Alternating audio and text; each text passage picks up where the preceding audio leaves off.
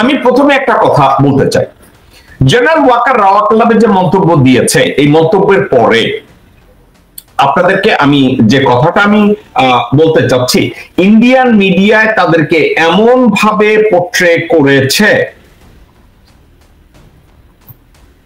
যে বাংলাদেশের অবস্থা আপনাদেরকে আমি বলি। হিন্দুস্তান টাইম তারা একটা কথা বলেছে, কি বলেছে জানেন? Bangladesh army chiefs warning exposes Mohammad Yunus as radical Islamist ran amok, point blank. Amok শব্দটা হচ্ছে আনকন্ট্রোলেবলি, অর্থাৎ মানে উইদাউট কন্ট্রোল, কেউ নিয়ন্ত্রণ করছে না। বলতেছে ডক্টর মোহাম্মদ ইউনুসের like warning exposes Mohammad Yunus, মানে ইউনুস সাহেবকে এক্সপোজ করছে যে উনি রেডিকালদের দ্বারা নিয়ন্ত্রিত এবং দেশের আইন শৃঙ্খলা পরিস্থিতি তাদের দ্বারা নিয়ন্ত্রিত হচ্ছে। এবং এক্ষেত্রে বলতে গিয়ে তাদের কথাটা কি ছিল? While General Walker wants the army to go back to the barrack as he has had enough in the past 6 to 7 months, the country has been put to sword by student. ছাত্ররা নাকি দেশটাকে তরবারির মুখে ফেলে দিয়েছে। এখন তাদের কথাটা শুরু হয়েছে কোথা থেকে? Bangladesh army chief general Wakeruzzaman on February 25th revealed the political rot and anarchy within a neighboring country when he warned the Vociferous Islamist forces to stand down or else. আমি জেনারেল ওয়াকারের কথার মধ্যে আমি একবারও শুনি না জেনারেল ওয়াকার ইসলামিস্টদের বলছে যে টার্ন ডাউন, ইসলামিস্টদের জঙ্গি তৎপরতা বন্ধ করো। আমি এমন কোন কথা ওয়াকারের মুখ থেকে আমি শুনি নাই, কারণ ওয়াকারের বক্তব্যটাকে আমি বিভিন্ন ভাবে আমি শুনেছি, প্রতিটা লাইন শুনেছি। সেখানে জঙ্গিদের কথা বলে নাই, ইসলামিস্টদের কথা বলে নাই, বলে নাই যে জঙ্গিদের সোর্ট দিয়ে বাংলাদেশে ডক্টর ইউনুসকে অন্তর্বর্তীকালীন সরকার ইউনুস এটা পরিচালনা করছে, একবারও আমি শুনি নাই। কিন্তু হিন্দুস্তান টাইম তারা বলছে সে নাকি ইসলামিস্টদের কথা বলছে, যে ডক্টর সে যেভাবে মন্তব্য দিয়েছে তাতে ডক্টর মোহাম্মদ ইউনুসকে এক্সপোজ করছে যে তারা ইসলামী জঙ্গিদের দ্বারা ইউনুস পরিচালিত হচ্ছে, এবং এই বিষয়ে তারা একটা হেডলাইন করেছে। এখন আমার একটা কথা প্রবলেম, সে প্রবলেমটা হচ্ছে এই, ডক্টর মোহাম্মদ ইউনুস অথবা আইএসপিআর হিন্দুস্তান টাইমসের যে আর্টিকেলটা লিখেছে এর একটা প্রতিবাদ করে নাই। শুধু এখন না, general Walker, Hindustan Times, diplomat যখনই তারা বাংলাদেশ বিরোধী এই অপতৎপরতায় লিপ্ত থাকে, ভুয়া নিউজ দেয়, আইএসপিআর কখনোই এটাকে রিবাক করে না। দর্শক, আমি একটা কথা বলি, নিউ ইয়র্ক টাইমস বাংলাদেশের উপর একটা মিথ্যা বা মিসগাইডেড একটা খবর প্রচার করতে পারে। এক্ষেত্রে বাংলাদেশের এম্বাসির একটা দায়িত্ব আছে। কি দায়িত্ব আছে? তারা এম্বাসির প্রেস উইং এটার প্রতিবাদ করতে পারে। দেখো, ইন্ডিয়ান হিন্দুস্তান টাইম আপনারা যদি জানেন, this is one of the pioneer news paper of India. তারা ওয়াকারকে যেভাবে পোর্ট্রে করছে, আপনাদেরকে আমি ঠান্ডা মাথায় আরো কয়েকটা লাইন আমি আপনাদেরকে পড়ে শোনাই। General Walker's statement on an army memorial event in Dhaka was blunt admission of the state lawlessness and anarchy in Bangladesh, with the nominated interim government under Mohammed Yunus reduced to a mere bystander in the street fight between radical youth forces of BNP and Jamaat Islami. Dr. Walker, I'm sorry, general Walker রাওয়া ক্লাবে এই মন্তব্য করার সময় সে কি ভারতীয় মিডিয়াকে বলেছিল তোমরা রেডি থাকো, বাংলাদেশে গু মাইকা দেওয়ার জন্য যা যা করার আমি রাওয়া ক্লাবে দিয়ে দিতেছি? পরিস্থিতিটা কি এমন? দর্শকবৃন্দ, জেনারেল ওয়াকার কি জানতেন না যে রাওয়া ক্লাবে তিনি যে মন্তব্য দিয়েছেন এই মন্তব্যগুলোকে টুইস্ট করা হবে এবং ইন্ডিয়া মিডিয়া এটাকে প্রচার করা হবে ইন এ ডিফারেন্ট ওয়ে? দর্শক, আমি একটা জিনিস আপনাদেরকে বুঝাতে চাচ্ছি, আমি যখন জেনারেল ওয়াকার এবং বাংলাদেশ সেনাবাহিনীকে অকথ্য ভাষায় গালিগালাজ করেছি তখন একটা কাজ ঘটতো। ভারতীয়রা বেঙ্গালোর থেকে, ক্যালকাটা থেকে, বিভিন্ন জায়গা থেকে আমাকে গালিগালাজ করতো, এবং প্রত্যেকটা আইপি অ্যাড্রেস যখন আমি লোকেট করতে যেতাম তাদেরকে খুঁজে বের করতাম। এরা কেউ ওই ভারতের 7 সিস্টারের মধ্যে আছে, বেঙ্গালোরে আছে, দিল্লিতে আছে, ক্যালকাটায় আছে, বিভিন্ন জায়গা থেকে আমাকে গালিগালাজ করা হতো। তখন আমি কি করলাম, আমার এই টকশোর মধ্যে আমি তাদেরকে বলা শুরু করলাম যে এরা তো ক্যালকাটা থেকে আমাকে গালি দেয়, এরা বেঙ্গালোর থেকে গালি দেয়, এরা শিলিগুড়ি থেকে আমাকে গালি দেয়, এরা নৈনিতাল থেকে, আমার বিভিন্ন জায়গা থেকে। দর্শক বৃন্দ, একটা উন্নতি হয়েছে। কি উন্নতি হয়েছে জানেন? ওই গালিগুলো দেয় না। অর্থাৎ জেনারেল ওয়াকার বুঝে গেছে তার ভারতীয় কানেকশনকে আমি এক্সপোজ করতেছি, তাদের আইপি অ্যাড্রেস গুলোকে আমি এক্সপোজ করতেছি। জেনারেল ওয়াকার ওখান থেকে ট্যাকটিক্স থেকে আস্তে সরে গেছে। সরে গিয়ে জেনারেল ওয়াকার এখন কয়েকটা কাজ করাচ্ছে। জেনারেল ওয়াকার বাংলাদেশে এমন কিছু ইনস্ট্রুমেন্ট তৈরি করে দিচ্ছে যাতে ভারতীয় মিডিয়া তার এই কথাগুলোকে ডিফারেন্ট ওয়েতে পোর্ট্রে করে বাংলাদেশকে ব্যাডমাউথ করতে পারে। জেনারেল ওয়াকারের কথার ভিতরে, বক্তব্যের ভিতরে এখন জেনারেল ওয়াকার বলবে আমি তো ইসলামিস্টদের নিয়ে কোনো কথা বলি না, হুইচ ইজ ট্রু, সে ইসলামিস্টদের নিয়ে কথা বলে নাই, কিন্তু সে তার কথাবার্তা থেকে তারা এমন ভাবে পিক করেছে, কথাটা ছিল এই, তারা বলেছে যে ডক্টর মোহাম্মদ ইউনূস একজন অযোগ্য ব্যক্তি, একজন বিস্টেন্ডার, রাস্তায় দর্শকের ভূমিকা পালন করছে, যেখানে বিএনপি এবং জামাত নিজেদের ভিতরে মারামারি করছে, ইসলামিস্টরা অনিয়ন্ত্রিত ভাবে বাংলাদেশটাকে পরিচালিত করছে। দর্শকবৃন্দ, বাংলাদেশের যে কোনো প্রসঙ্গে আসতে গেলে জঙ্গি তৎপরতা, ইসলামিস্ট, বাংলাদেশি মুসলমানদের উপরে বদনাম, ভারতীয় মিডিয়ায় এটা নতুন কিছু না। ডক্টর যেদিন হাসিনা মাগি বাংলাদেশ থেকে পালিয়ে ভারতে গিয়েছে সেদিন থেকে আজ অবধি ভারত এই কাজটাকে এফেক্টিভলি করে, যে তারা কন্টিনিউয়াসলি এভাবে করে যাচ্ছে। কিন্তু আমার একটা সমস্যা হচ্ছে এই, আমাদের বাংলাদেশের সেনা প্রধান কেন এমন একটা বক্তৃতা দিতে গেলেন যেটাকে রেফারেন্স দিয়ে এখন হিন্দুস্তান টাইমস তাকে হিরো বানায় দিতেছে, এমন ভাবে কথা বলতেছে doctor Walker he become the general Walker, perhaps he is the saviour of Bangladesh.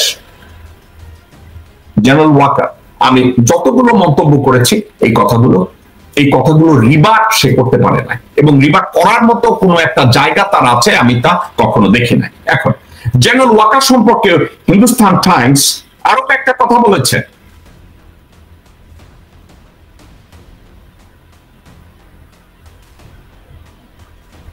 Bangladesh is going down the spiral with fighting political forces using political Islam, again political Islam, to encourage uncertainty and unrest in the country through their violent action.